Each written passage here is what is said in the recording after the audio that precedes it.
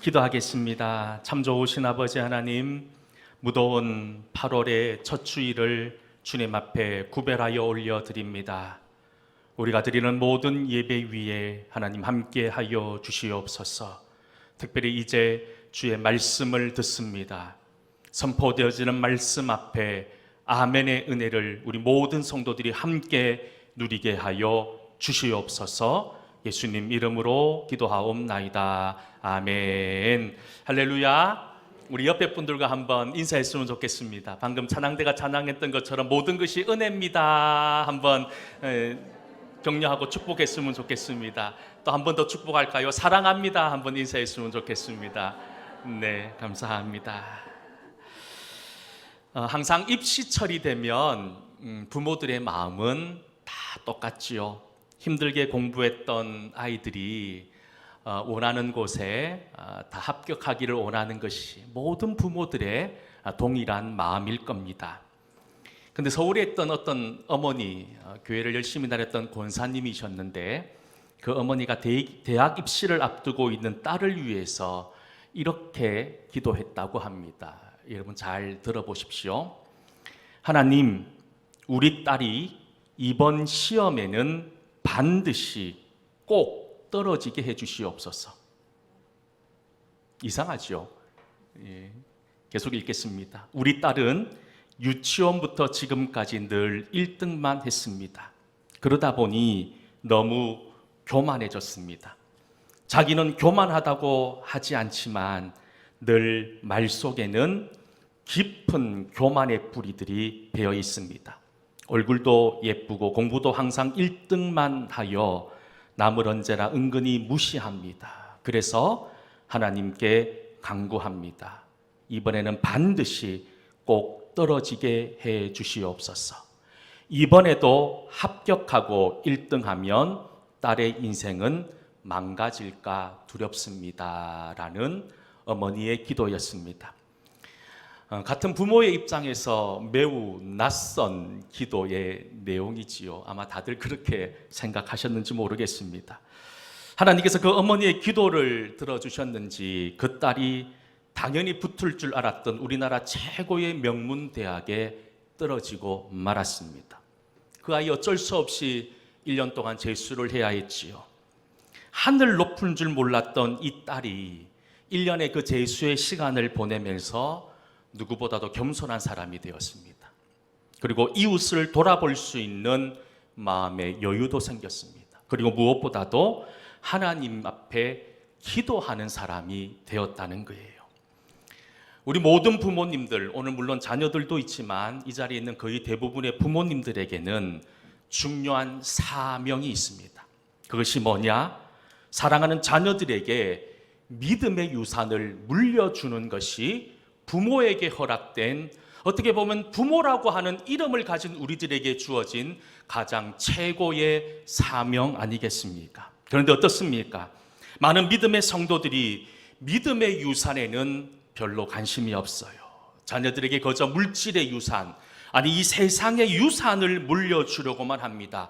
왜냐하면 하나님을 향한 믿음의 유산보다는 세상의 유산, 물질의 유산만 풍성하게 있으면 우리 자식들이 행복할 것이라고 하는 잘못된 마음들이 우리 속에 도사리고 있기 때문인 거예요. 그런데 여러분 한번 생각해 보십시다. 오늘 우리가 함께 예배드리는 가운데 자녀들도 있지만 우리 자녀들에게 아무리 어마어마한 수억의 유산을 물려준다 한들 우리 자녀들이 믿음이 없는 채 이 세상의 쾌락과 유익만을 쫓아 살다가 하나님과 상관없는 인생을 걸어가다 마지막 이 세상을 끝나버린다면 그만큼 불행한 인생이 또 어디에 있겠습니까? 저와 여러분 주님으로부터 말할 수 없는 큰 은혜를 입은 사람들입니다. 그렇다면 이 받은 은혜를 사랑하는 우리 자녀들에게 잘 흘러가게 해줘야 된다는 사실을 오늘 이 시간 다시 한 번 더 깊이 생각할 수 있는 은혜가 있기를 간절히 소망합니다. 지금까지 여러분들이 받은 은혜가 무엇일까요? 여러분들은 무엇을 은혜라고 고백하십니까? 출세하고 성공하고 여러분 1등 했다고 이것이 은혜입니까? 부자 됐다고 은혜입니까? 내가 승진하고 사람들로부터 인정받는 것이 그것만 은혜일까요? 여러분, 어떻게 보면 제가 오늘 설교 서두에도 말씀드렸지만 떨어지는 것도 은혜입니다. 실패하는 것도 은혜이고 병드는 것도 은혜이고 사업이 망하는 것도 은혜더라는 거예요. 왜냐하면 이런 실패와 이런 어려움들을 통해서, 이런 연약함과 부족함을 통해서, 이런 인생의 시련과 고난을 통해서 우리는 더 크신 하나님의 은혜를 깨달을 수 있다면 여러분, 그만큼 우리는 복받은 인생이더라는 겁니다. 저는 우리 동성교회 모든 부모들이 자녀들에게 이런 귀한 믿음의 유산들이 잘 흘러 넘어가서 우리 모든 성도들의 가정이 믿음의 대가문 이룰 수 있기를 주의 이름으로 간절히 다시 한 번 더 축원합니다. 우리 옆에 있는 분들에게 한번 축복합시다. 믿음의 대가문을 이루세요. 우리 한번 축복하며 격려했으면 좋겠습니다. 오늘 우리가 함께 읽은 본문에는 성공의 인생이 아니라 실패한 어떤 한 사건을 통해서 주님을 만나고 변화된 한 사람의 이야기를 우리에게 소개하고 있습니다. 그 사람이 누구입니까? 우리가 잘 알고 있는 베드로입니다. 예수님의 수제자, 예수님께서 가장 신뢰했던 사람 중에 한 명이었지요. 근데 베드로가 주님을 만나기 전 그는 갈릴리 호숫가에서 평생 고기를 잡아오던 베테랑 어부였어요. 그는 누구보다도 갈릴리 호수를 잘 알고 있었던 사람입니다. 어디에 가면 어떤 고기가 나오고 몇 시쯤 되면 고기가 나오고, 또 사실 이 갈릴리, 이 어부와 관련된 고기 잡는 일은 손금 보듯이 훤히 꿰뚫고 있었던 사람이 바로 베드로였어요. 그런데 이 베드로에게 어려움이 찾아왔습니다. 당연히 풍성한 수확을 기대하고 바다로 나갔는데, 그리고 자신만이 알고 있는 포인트에서 그물을 내렸는데, 그렇다면 그물이 찢어질 정도는 아니지만 평균적으로 잡았던 고기는 잡아야 되는데, 오늘 말씀에 보면 밤새 그물질을 했는데 단 한 마리의 고기도 잡지 못했다라고 성경은 기록하고 있습니다. 시간은 점점 흘러갑니다. 점점 지쳐갔고 짜증이 나기 시작합니다. 근데 이제 저 먼 동이 터기 시작합니다. 직감적으로 알았습니다. 아니, 경험적으로 알았어요. 이제 먼 동이 터오르는 이 새벽에는 고기가 더 깊은 곳으로 내려간다. 더 잡기 힘들다는 것을 너무 잘 알았기 때문에 배를 육지로 돌렸습니다. 그리고 육지에 배를 정박시킨 다음에 그물을 깨끗하게 손질하고 있었다라는 것으로 오늘의 이야기가 시작이 됩니다. 이때 예수님께서 베드로와 그와 함께 있는 사람들에게 찾아오셔서 하시는 말씀이, 사람들에게 말씀을 전하여야 하는데 너무 많이 몰려들어서 배를 잠시 빌려주면 내가 이 배 위에서 몰려든 인파들에게 하나님 말씀을 전하겠다라는 거예요. 그리고 베드로는 밤새도록 허탕치고 피곤한 몸이었지만 그 예수님의 그 부탁에 응답합니다. 그리고 배를 그 해안가 가까이에 띄우지요. 그렇게 예수님 수많은 사람들에게 주의 말씀을 가르칩니다. 선포하시고 난 다음에 예수님께서 갑자기 베드로에게 이렇게 말씀합니다. 4절 말씀에 보면, 말씀을 마치시고 시몬에게 이르시되 깊은 데로 가서 그물을 내려 고기를 잡으라. 배를 빌려주는 것까지는 이해하겠는데 갑자기 깊은 곳으로 가서 그물을 내려 고기를 잡으라라고 하는 이 낯선 예수라는 이름을 가진 사람의 말에 황당했을 겁니다. 그물은 이미 깨끗하게 손질되어져 있었습니다. 그리고 자신의 육체는 피곤할 대로 피곤해져 있었습니다. 그리고 지금은 아무리 무슨 방법을 동원하더라도 고기를 잡을 수 없는 시간대였음을 분명히 알았기 때문에 깊은 곳으로 가서 그물을 내려 고기를 잡으라라고 하는 저 예수라고 하는 사람의 말이 도저히 그 말을 받아들일 수가 없었다는 겁니다. 더군다나 예수님의 출신이, 예수님의 전직 직업이 무엇입니까? 목수였어요. 나무를 다듬고 물건을 만드는 그런 업을 가지고 있었던 예수님, 사실 고기 잡는 일이라고는 전혀 해보지도 않은 그분이 어떻게 깊은 곳으로 가서 그물을 내리라고 하니 여러분 어떻게 그 말을 받아들일 수가 있겠습니까? 그런데 오늘 말씀에 보면 베드로가 참 대단한 사람임을 다시 한 번 더 발견하게 됩니다. 배를 깊은 곳으로 가지고 갑니다. 그리고 그물을 내렸습니다. 5절 말씀에 보면 시몬이 대답하여 이르되 선생님, 우리들이 밤이 새도록 수고하였으되 잡은 것이 없지만은 말씀에 의지하여 내가 그물을 내리겠다. 그 주님의 말씀에 의지해서 그물을 내리겠다는 겁니다. 베드로는 알았어요. 내 경험과 내 상식, 지금까지 내가 알고 있는 노하우를 가지고 보면 안 되는 것을 알았지만 말씀에 의지해서 그물을 내리겠다는 겁니다. 그리고 성경은 그 후에 일어난 일을 이렇게 말씀합니다. 6절 말씀인데요. 6절 말씀을 함께 읽어보도록 하겠습니다. 그렇게 하니 아멘. 여러분, 우리가 믿음 생활을 하지만 왜 이렇게 놀라운 하나님의 은혜를 경험하지 못한 채 살아가는 것일까요? 제가 늘 자주 말씀드리는 이야기지만 내 지식과 내 상식과 내 경험의 함정에 빠져 있기 때문인 거예요. 믿음은 이처럼 지금까지 내가 알고 있는 지식과 상식과 경험을 포기하는 것에서부터 하나님의 역사는 시작된다는 사실을 베드로는 우리에게 보여주고 있다는 겁니다. 사실 이런 비슷한 패턴의 이야기가 성경 여러 곳에 나오고 있습니다. 그 중에 대표적인 사람 가운데 한 명이 구약 성경에 나오는 아람의 군대 장관 나아만에 대한 이야기입니다. 엘리사 선지자를 찾아옵니다. 그리고 자신의 질병이 이 엘리사 선지자를 만나면 해결될 것이라고 하는 믿음을 가지고 찾아왔어요. 그런데 엘리사 선지자는 나아만 장군에게 직접 나오지도 않고 그저 종 한 사람을 보내어서 하는 말이 요단강에 가서 7번 몸을 씻으라라는 말만 하고 종은 돌아와 버리는 거예요. 나아만 장군은 자기 생각에, 내 생각에 최소한 이 정도 되는 사람이 왔으면 엘리사가 직접 나와서 예를 갖추고 친절하게 설명이라도 해줘야 됐는데 오히려 이런 엘리사의 모습에 자존심이 상해 버립니다. 그리고 자신의 고향으로 돌아가려고 합니다. 그런데 참 감사하게도 이 나아만 장군 곁에는 지혜로운 신하들이 많았던 것 같아요. 신하들이 이렇게 이야기합니다. 장군님, 이왕이까지 왔으니 자존심 한번 내려놓고 저 엘리사 선지자가 하라는 대로 한번 해보시는 게 어떻겠습니까? 그리고 나아만 장군은 그 신하들, 그 부하들의 이야기를 듣고 자존심 다 내려놓고 요단강으로 갑니다.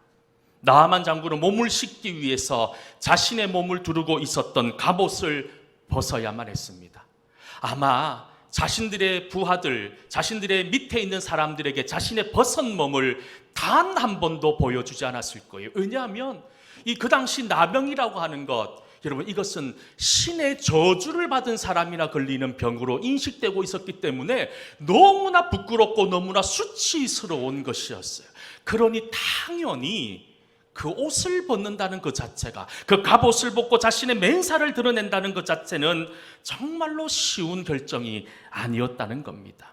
하지만 나아만 장군 그런 모든 부끄러움을 뒤로하고 요단강으로 들어갑니다. 한 번, 두 번, 세 번 이렇게 물에 몸을 담굽니다. 그런데 어떻습니까? 최소한 우리들의 생각 정도면, 우리들의 생각이라면 한 번 들어갔다 나오면 조금 나아져야 됐어요. 두 번 들어갔다 나오면 그거보다 좀 더 나아졌어야 돼요.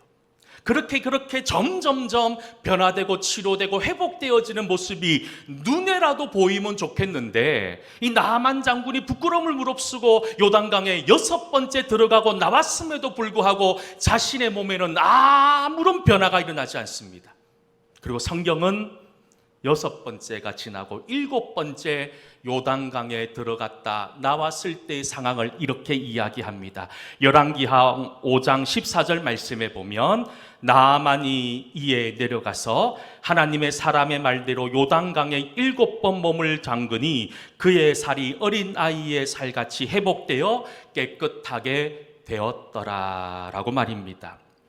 사실 여기서 말하는 7번이라고 하는 숫자, 성경에 여러 번 7이라는 숫자가 나오고 있는데 이 숫자는 완전수를 의미합니다. 결국 무슨 말입니까? 하나님께서는 나아만 장군에게 완전한, 완벽한 순종을 요구하셨다는 겁니다. 앞에서도 말씀드렸지만 나아만 장군이 만약 엘리사의 말에 순종하지 않고 그냥 자기 집으로, 자기의 나라로 돌아가 버렸다면 이런 놀라운 기적을 맛볼 수 없었을 거예요. 나아만 장군이 요단강에 들어가서 몸을 씻겼는데 6번까지만 씻고 나왔다면, 7번째 들어가지 않았다면 그건 역시 그의 삶에 변화가 일어나지 않았을 겁니다. 베드로가 어렵고 힘든 순간 상황 속에서도 예수님의 말씀에 의지하여 깊은 곳으로 배를 저 그물을 내린 것처럼 나아만 장군도 엘리사 선지자의 말에 순종해서 요단강에 7번 몸을 담고 씻은 것처럼 여러분, 모든 순종 앞에는 내 상식과 내 생각을 접어버려야 된다는 거예요. 베드로와 나아만 장군을 보십시오. 억지로라도 순종하니 어떤 결과가 나옵니까? 베드로에게는요, 만선의 기쁨이 허락됩니다. 그리고 나아만 장군에게는 평생 고칠 수 없었던 질병으로부터 치유되는 놀라운 기적을 기적을 경험했다는 사실입니다. 특히 오늘 우리가 함께 읽은 성경에서 베드로가 주님 앞에 순종했을 때 누리게 됐던 놀라운 기적을 이렇게 말씀하고 있어요. 6절과 7절 말씀 우리 같이 한번 읽어보도록 하겠습니다. 그렇게 하니 고기를 잡은 것이 심히 많아 다른 배에 있는 동무들에게 손짓하여 와서 너와 달리 하니 그들이 와서 2배의 채움에 잠기게 되었더라. 아멘. 6절 말씀에 그물이 찢어질 만큼, 7절 말씀에 2배 2척이 잠기게 될 만큼 많은 고기를 잡았다. 이게 순종의 결과입니다. 평생 어부로 살았던 베드로였지만 사실 그물이 찢어질 만큼 고기를 몇 번이나 잡아봤겠습니까? 그리고 더 나아가서 고기를 잡았는데 2배가 잠길 만큼의 어마어마한 고기를 평생 단 한 번이라도 잡아본 적이 있기야 했겠습니까? 다시 말해 지금 베드로에게 일어난 사건, 단 한 번 순종한 그 사건은 지금까지 그가 단 한 번도 누리보지 못했던 자신의 상식과 경험을 뛰어넘는 놀라운 기적의 대박이었다는 겁니다. 저는 기도합니다. 우리 모든 성도들이 베드로처럼 그리고 나아만 장군처럼 정말 억지로라도 순종함으로 말미암아서 이런 놀라운 축복의 주인공 될 수 있기를 간절히 소망합니다. 그런데 우리 기억하셔야 돼요. 주님께서 베드로에게 주시고자 했던 정말 소중한 보물은 그물이 찢어질 만큼의 고기, 2배에 가득 신을 정도로 배가 잠길 만큼의 어마어마한 수확물이 아니었다는 겁니다. 주님이 베드로에게 주시고 싶었던 선물은 그것이 아니었지요. 여러분, 지금까지 믿음 생활하면서 하나님이 가장 기뻐하시는 것이 무엇일까 고민해 보신 적이 있으십니까? 기도하는 것, 전도하는 것, 말씀, 찬송, 열매 맺는 것, 물론 이 모든 것이 분명 하나님이 기뻐하시고 하나님이 원하시는 것에는 틀림없습니다. 그런데 우리는 열심히 기도할 수 있습니다. 열심히 전도할 수 있어요. 열심히 말씀을 전하고 들을 수 있고 찬송도 할 수 있습니다. 아름다운 열매도 얼마든지 맺을 수 있어요. 그런데 모든 것이 하나님 앞에 순종함이 없이 거저 내 만족과 내 유익을 위해서 한다면 하나님 기뻐하지 않으신다는 거예요. 내가 이해할 수 없어도 정말로 내가 하기 싫어도 하나님이 원하시는 것이라면 그 앞에 순종할 때 그 순종하는 여러분들을 하나님 기뻐하신다는 거예요. 우리가 잘 알고 있는 사무엘상 15장 22절 말씀에 보면 이렇게 말씀합니다. 우리 같이 한번 사무엘상 15장 22절 말씀을 함께 읽어보도록 하겠습니다. 여호와께서 번제와 그의 것을 좋아하신 같이 좋아하시겠나이까. 순종이 제사보다 낫고 듣는 것이 순양의 기름보다 나으니라. 아멘. 여러분 뭐라고 이야기합니까? 번제와 다른 제사를 그의 목소리를 청종하는 것을 좋아하신가 같이 좋아하겠느냐. 순종이 제사보다 낫고 듣는 것이 순양의 기름보다 낫다고 이야기합니다. 여기에 순양의 기름이라고 하는 단어가 나옵니다. 여러분, 이 순양의 기름이 뭔 줄 아세요? 하나님 앞에 드리는 이 거룩하게 구별된 순양의 기름을 짜기 위해서는 최소한으로 필요한 시간이 3년이었습니다. 이 순양의 기름을 짜기 위해서 이렇게 해야 된답니다. 양이 새끼를 낳으면 그 첫 새끼를 따로 구별해서 3년 이상을 온 정성을 다해서 키웁니다. 아마 먹는 것부터 시작해서 이 모든 것을 아마 최고로 꾸미고 가꾸어야 했던 거예요. 그리고 3년 이상의 시간이 지나면 번제를 위해서 기름을 짰습니다. 최소 3년의 시간이 필요했어요. 그렇게 최소한 3년 이상의 시간이 걸리는 순양의 기름보다 하나님 앞에 뭐 하는 것이 낫다고요? 순종하는 것이 낫다고 이야기합니다. 여러분, 이런 순종의 마음이 여러분들에게 있습니까? 어떤 책에서 읽었던 재미난 이야기가 있습니다. 어느 시골 통나무집에 병약했지만 믿음 좋은 한 아저씨가 이사를 했습니다. 도시에 살다가 폐암에 걸려서 수술하고 난 다음에 공기 좋은 동네를 찾다가 그 동네로 이사를 오게 되었답니다. 사람이 살지 않은 오랫동안 빈 집이었는데 어렵지 않게 그 집을 얻어서 그 집에 정착하고 살게 되었는데 그 집이 다 좋았는데 한 가지 가장 고민스러운 게 하나 있었어요. 뭐냐 하면 들어가는 대문 입구에 집채만한 바위가 하나 놓여져 있는 거예요. 그러니까 집채만한 바위가 있으니까 사람 한 명 겨우 들어갔다 나왔다. 물건을 들어볼 수도 없고 뭐 하는 일들이 너무 다 힘든 상황 속에 있었던 거예요. 그래서 하나님 앞에 기도합니다. 하나님, 이 돌을 어떻게 좀 옮겨 주십시오. 돌이 없으면 사는데 정말 좋을 것 같습니다. 근데 그렇게 기도하고 있는데 하나님께서 이렇게 얘기하시는 거예요. 그 돌을 밀어라는 거예요. 열심히 그 돌을 밀어보라는 겁니다. 그래서 그 남자는 약 1년 가까운 시간 동안 아침, 저녁, 낮이든 밤이든 시간 나눌 때마다 그 돌을 온 힘을 다해서 막 몇 분씩, 30분씩, 1시간씩 그렇게 용을 써가며 바위를 밀었다는 거예요. 여러분, 어떻게 됐을까요? 이쯤 되면 바위가 사라졌어야 됐지요. 그런데 알고 보니 1년이 지났는데 바위는 그 위치 그대로였습니다. 좀 억울했어요. 그래서 하나님께 따지듯 묻습니다. 하나님, 바위를 밀어보라면서요. 저는 밀었어요. 저는 옮겨줄 줄 알고 밀었는데 이렇게 바위는 그대로입니다. 그러니까 하나님의 응답이 있습니다. 나는 너에게 바위를 옮겨주겠다고 한 적이 없다. 그냥 밀어라고만 했다. 맞잖아요. 바위를 옮겨주겠다고 한 말은 없는데 여러분, 그저 밀어라는 말에 순종했을 뿐입니다. 그런데 우리가 여기에 믿음의 연약함이 있습니다. 하나님은 바위를 밀어라고 했는데 우리는 바위가 옮겨줄 줄 알고 민다는 거예요. 근데 여러분, 그 믿음의 한계를 뛰어넘어야 된다는 겁니다. 그 얘기를 하는 게 아니라, 근데 여러분, 하나님께서 나는 너에게 바위를 옮겨주겠다고 한 약속을 한 적이 없다라고 말씀하시면서 하나님이 그 아저씨에게 하는 말이 뭐냐 하면 너의 몸을 거울에 한번 비춰보라는 거예요. 1년 가까운 시간 동안 집 앞에 놓여있는 바위를 온 힘을 다해서 시간 날 때마다 밀다 보니 그 병약했던 몸에 근육이 생기고, 아니 폐암 수술을 했다면 평생 기침을 안고 살아야 되는데 어느 순간 기침을 하지 않는 자신의 모습을 발견하게 되었다는 겁니다. 그 사람은 기대했어요. 내가 순종하면 바위가 사라질 줄 알았는데 내가 하나님 말씀에 순종했는데 다른 방법으로 하나님 놀랍게 역사하시더라는 거예요. 이처럼 우리가 주님 말씀 앞에 순종하면 우리의 삶이 변하는 거예요. 내 인생이 새로워지는 거예요.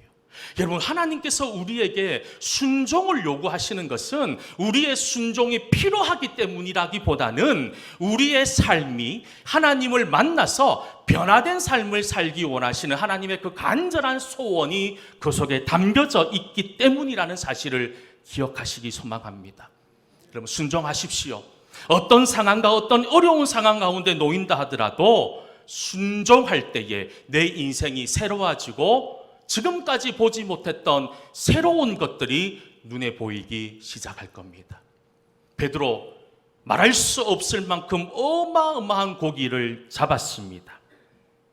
근데 여러분, 그 고기를 잡고 난 다음에 주님께 순종하고 그 고기를 잡고 난 다음에 여러분, 베드로가 달라지기 시작합니다. 예수님을 부르셨던 이 베드로가 예수를 부르는 그 호칭이 달라지고 있음을 성경을 통해서 볼 수 있는 거예요. 5절에 보면 베드로가 처음 주님을 만났을 때 뭐라고 얘기하냐면 5절에 보면 시몬이 대답하여 이르되 선생님이라고 불렀어요. 선생님, 우리들이 밤이 새도록 수고하였을 때 잡을 것이 없지만은 말씀에 의지하여 내가 그물을 내리리이다 하고 선생님으로 불렀던 베드로가 8절에서 여러분 뭐라고 부르는 줄 아십니까? 우리 8절 말씀 읽어보겠습니다. 시몬 베드로가 이를 보고 주여 나를 떠나소서 나는 죄인이로소이다 하니, 선생님이라고 불렀던 입술에서 주여라고 하는 말씀이 나옵니다. 여러분이 주여라고 하는 말의 의미를 알죠? 당신이 나의 구원자입니다. 당신만이 나의 인생의 구원자입니다라고 하는 그 고백이 주여라는 거예요. 근데 5절에서 처음에 베드로가 뭐라고 불렀습니까? 선생님. 그저 학식이 뛰어나고 많은 사람들이 따라다니고 또 많은 사람들에게 좋은 말씀이나 전하는 그런 아주 뛰어난 선생님 중에 한 명으로 알았는데 알고 보니 그분은 주님이셨던 거예요. 사랑하는 성도 여러분, 오랫동안 교회를 다녔습니다. 교회 직분도 있습니다. 이 모양 저 모양 교회에서 헌신도 합니다. 근데 정말 여러분들이 구주로 고백하는 예수님을 나의 메시아로, 나의 죄와 사망의 권세에서 해방시켜 주실 분임을 정말로 믿으십니까? 사실 순종하는 삶이 그렇게 쉽지는 않지요. 하나님 말씀에 순종하면 불편해집니다. 요즘 창세기 말씀을 새벽에 묵상하고 있는데 어제 오늘 계속해서 이 노아 홍수 그리고 노아가 만들었던 방주에 대한 이야기를 나누고 있습니다. 또 여러분, 노아가 120년 동안 방주를 만들었던 그 시간들 얼마나 힘들었을까요? 물론 하나님과 동행하는 은혜의 시간이었지만 그 120년의 시간은 정말로 모든 것이 불편하고 어려운 시간이었어요. 사람들로부터 오해와 정말로 말할 수 없는 핀잔과 욕을 들어먹었던 복음에 살았던 시간들이었던 거예요. 우리도 마찬가지입니다. 우리가 주의 말씀에 의지하여 순종의 길을 걷다 보면 정말 말할 수 없는 어려운 상황 가운데 놓이게 된다는 겁니다. 여러분, 그럼에도 불구하고 순종하셔야 됩니다. 그럴 때 우리 눈에 지금까지 보이지 않았던 그저 선생님에 불과했던 예수님께서 나의 구주, 나의 메시아 주님으로 보이기 시작한다는 겁니다. 그렇습니다. 베드로는 이 기적 앞에 정말 주님이 이제 보이기 시작합니다. 예수님이 다르게 보이기 시작합니다. 근데 여러분, 예수님만 다르게 보인 것이 아니라 나도 다르게 보이더라는 거예요. 나도 새롭게 보이더라는 거예요. 뭐라고 고백합니까? 8절 말씀에 보면 이렇게 베드로가 고백하는 장면이 있습니다. 우리 같이 한번 8절 말씀을 읽어보겠습니다. 시몬 베드로가 이를 보고 예수의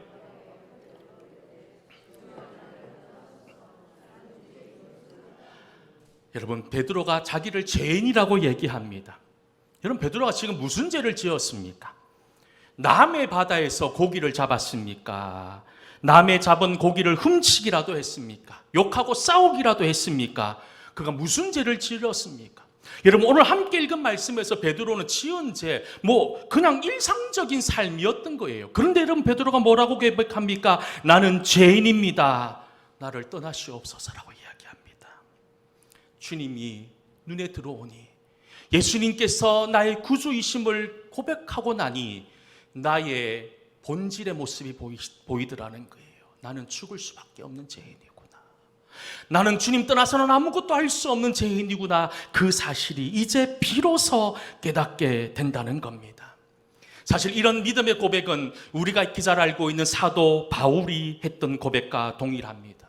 디모데전서 1장 16절에 바울이 뭐라고 고백합니까? 미쁘다 모든 사람이 받을 만한 이 말이여 그리스도 예수에서 죄인을 구원하시려고 세상에 임하셨도다 하였도다. 죄인 중에 내가 개순이라. 바울은 자신을 향해 내가 죄인 중에서도 최고의 개수라고 이야기하고 있더라는 겁니다. 베드로는 지금 만선의 기쁨을 누렸습니다. 지금까지 누리지 못했던 인생의 풍요로움을 맛보았습니다. 그런데 그것과 동시에 선생으로 보였던 예수님이 구주 메시아로 보이기 시작합니다. 그리고 아무 죄도 저질렀지 않았던 내 인생을 돌아보며 내가 죄인임을 알게 되는 그런 인생의 놀라운 변화들을 이 순종의 사건을 통해서 누리게 되었다는 겁니다. 그런데 여러분, 오늘 말씀은 여기서 끝나지 않습니다. 오늘 말씀의 결론입니다. 뭐냐 하면 베드로가 또 다른 복을 누리게 되었다는 겁니다. 오늘 본문 10절과 11절의 이야기입니다. 우리 10절과 11절의 이야기를 함께 읽어보도록 하겠습니다. 세베대의 아들로서 시몬의 동업자인 야고보와 요한도 놀랐습니다. 예수께서 무서워하지 말라. 이제 후로는 내가 사람을 취하리라 하시니 그들이 베드로를 육지에 대고 모든 것을 버려두고 예수를 따르니라. 아멘. 11절 말씀 보십시오. 그들이 베드로를 육지에 대고 모든 것을 버려두고 예수를 따랐다. 지금 눈앞에 산더미처럼 쌓여있는 고기를 버렸습니다. 자신이 평생 동안 자신에게 삶을 허락해줬던 배와 거물을 버려뜨렸습니다. 그리고 예수를 따르기 시작합니다. 왜 예수를 따랐을까요? 10절 마지막 부분에 내가 사람을 취하리라, 사람 낚는 어부가 되게 해주시겠다고 하는 그 주님의 말씀 앞에 자신이 살아가야 될 인생의 의미를 발견했던 거예요. 여러분, 우리가 왜 이렇게 이 세상에서 자꾸 넘어지는 줄 아십니까? 근본적으로 따지고 보면 순종의 은혜가 없기 때문입니다. 그저 내 힘으로, 내 능력으로, 내 의지로 살려고 하니까 내 방법대로 살고 그저 내가 살고 싶은 대로 살려고 하니 이런 기적들을 맛보지 못할 때가 많이 있다는 거예요. 베드로 순종했어요. 억지로 한 순종이었어요. 그런데 많은 변화들을 경험하고 결국은 예수님을 따르는 사명자의 길을 걷게 되었다는 겁니다. 이런 사명이 여러분들에게 있다는 사실을 잊지 않기를 소망합니다. 그리고 오늘 이 자리에 있는 여러분들 그 사명 가운데 살아가야 된다는 거예요. 제가 늘 말씀드리지만 우리가 이 땅에 숨을 쉬고 살아가는, 내가 아직까지 이 땅에 생명이 있는 이유는 단 한 가지입니다. 그것이 뭐냐면 아직까지 내가 이 땅에서 해야 될 뭐가 남아있다고요? 사명이 남아있다는 거예요. 사명이 남아있다는 거예요. 그래서 죄송하지만 우리 사랑하는 어르신들, 내가 빨리 죽어야지, 내가 죽어야지, 그런 말씀하지 마세요. 매우 교만한 말씀입니다. 내가 사는 동안에 하나님 사명을 좀 더 열심히 이루고 가야지, 주님 오시라 하면 그때 가야지. 여러분, 이런 고백이 우리의 고백이 될 수 있기를 축복합니다. 여러분, 사랑하는 우리 동성교회 성도 여러분, 여러분들의 모든 인생을 통해서 이런 순종의 은혜를 맛보고 하나님과 동행하는 믿음의 사람 될 수 있기를 축복합니다. 2022년 오늘 8월 첫째 주 예배입니다. 계산해 보니까 이제 올 한 해도 5달밖에 남지 않았더라고요. 이 세월이 얼마나 빠른지요. 여러분, 남은 5달 동안에 다시 한 번 더 내가 지금까지 하나님께 얼마나 순종했는지를 잘 돌아보며 남은 기간 동안 하나님과 동행하는 그런 은혜를 누리고, 앞에서도 말씀드렸지만 여러분들의 모든 가정들이 믿음의 복된 가문으로 충만하게 세워질 수 있기를 주의 이름으로 간절히 축원합니다.